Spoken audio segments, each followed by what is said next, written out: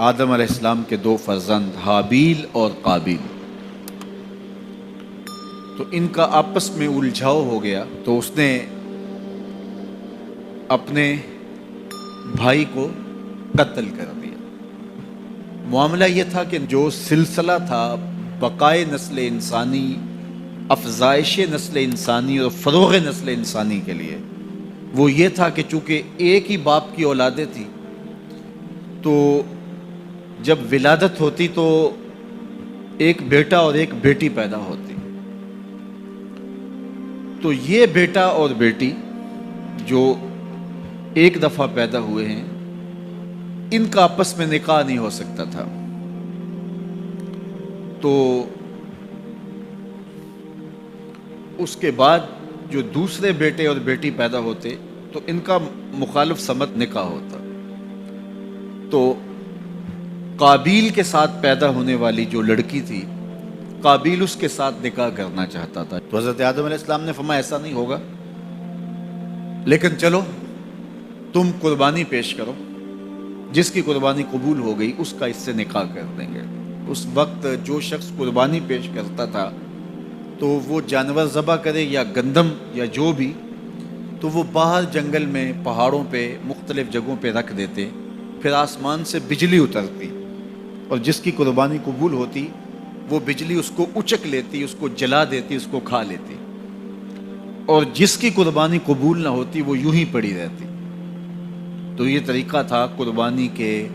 قبول ہونے کا۔ اس امت کے لیے اللہ تعالیٰ نے اس عمل کو اور اس امر کو پوشیدہ رکھا کہ قربانی قبول ہوئی ہے یا نہیں ہوئی۔ جس کی قبول ہوئی ہے تو وہ بھی ڈرتا ہے پتہ نہیں قبول ہوئی ہے یا کہ نہیں، اور جس کی نہیں قبول ہوئی وہ بھی لوگوں کے سامنے رسوا نہیں ہوتا، وہ اس کے نامہ اعمال میں درج کر دیا جاتا ہے لیکن وہ رسوا نہیں ہوتا۔ اور دوسری بات کہ ہم خود ذبح کر کے خود کھا لیتے ہیں۔ یہ عجیب ماجرا ہے کہ بروز عید قرباں وہی ذبح بھی کرے ہے وہی لے ثواب الٹا۔ خود ذبح کر کے خود کھایا، اس کی کھال بھی اپنے مصرف میں لے کر آئے اور ثواب بھی خود کمایا۔ یہ اللہ نے اس امت پر احسان کیا ہے۔ تو حابیل کی قربانی قبول کر لی گئی، قابیل کی قربانی قبول نہیں ہوئی، تو اس کو اپنے بھائی پہ غصہ آیا اور اس کو قتل کر ڈالا۔ اب جب قتل کر لیا، اور یہ تھا بھی پہلا قتل، اور انسان کو نہیں پتا تھا کہ اب اس کا کیا کیا جائے، تو وہ اپنے بھائی کی لاش اپنے کندھوں پہ اٹھا کے گھومتا رہا، اب اس کا کروں کیا؟ پھر اللہ نے دو کوے بھیجے، قرآن مجید میں وہ واقعہ موجود ہے۔ تو دونوں کوے لڑے، ایک نے دوسرے کو مار دیا، پھر زمین کو اپنے پاؤں سے کریدا اور کوے کو اس کے اندر رکھ کے اوپر مٹی ڈالی۔ تو قابیل نے ایسے سر پہ ہاتھ مارا، کہا کہ یہ کوا جو ہے یہ تو میرے سمجھدار نکلا اور میں نہ جان سکا اور یہ جانتا ہے، تو پھر اپنے بھائی کی لاش کو دفن کیا۔ اب سب سے پہلا قتل اور سب سے پہلی موت جو روئے زمین پہ ہوئی وہ حابیل کی تھی۔ اب قیامت تک جتنے لوگ بھی قتل ہوں گے، جس طرح قاتل کو اس کی سزا اور اس کا گناہ پہنچے گا، یہ سارا گناہ قابیل کے نامہ اعمال میں بھی درج ہوتا رہے گا، اس لیے کہ اس جرم کا آغاز اس نے کیا۔ آپ سے اگر ہو سکے تو کسی اچھے کام کا آغاز کرنا، کبھی بھی کسی برے فعل کا ذریعہ نہ بننا۔ بعض کا تو ہوتا ہے ایک شخص کوئی ایسا کام کرتا، اس کی دیکھا دیکھی سارے لوگ کرنے لگ جاتے ہیں، اگر وہ اچھا ہوتا ہے تو اچھائی پھیلنے لگتی ہے، اور اگر وہ کام برا ہوتا ہے تو برائی پھیلنے لگتی ہے۔ تو انسانی فطرت ہے کہ وہ دیکھے دیکھے کام کرنے لگ جاتے ہیں۔ تو میں آپ کو یہ کہوں گا، کوئی بھی عمل ہو تو آپ کبھی بھی کوئی کام کرنے سے قبل یہ ضرور سوچیں کہ میرے کسی عمل کے تتبع سے کہیں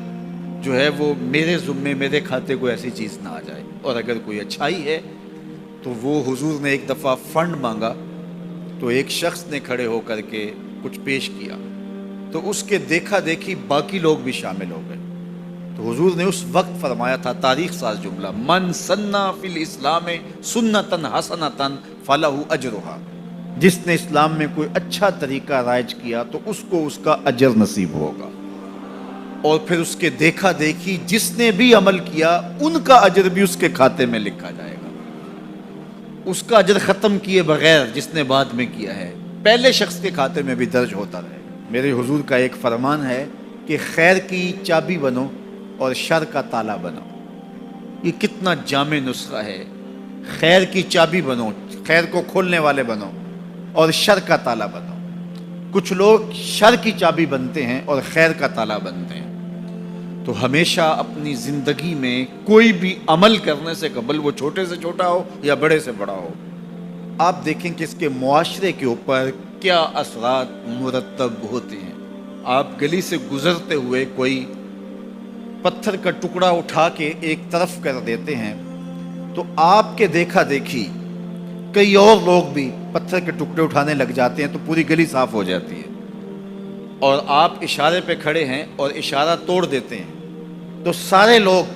جو ہے وہ پہلے جھجک رہے ہوتے ہیں، اور آپ نے اشارہ توڑا تو پھر ساری ٹریفک آپ کے پیچھے چلی گئی۔ اس اشارہ توڑنے کا گناہ جتنا بھی ہے، اس کا جو بھی لیول ہے، جس طرح آپ کو ملا اور بعد میں جو آنے والے، وہ سب کا گناہ آپ کے کھاتے میں بھی گیا، اس لیے کہ ریت آپ نے ڈالی ہے، باقیوں کو حوصلہ آپ نے دیا ہے۔ اس طرح بہت ساری چھوٹی چھوٹی باتیں ہیں جو اپنی زندگی کے اندر آپ خود غور کر سکتے ہیں، تو کسی کو گالی بھی نہ دیں، اور جو ہے وہ کسی گناہ کا سبب اور ذریعہ کبھی نہ بنے۔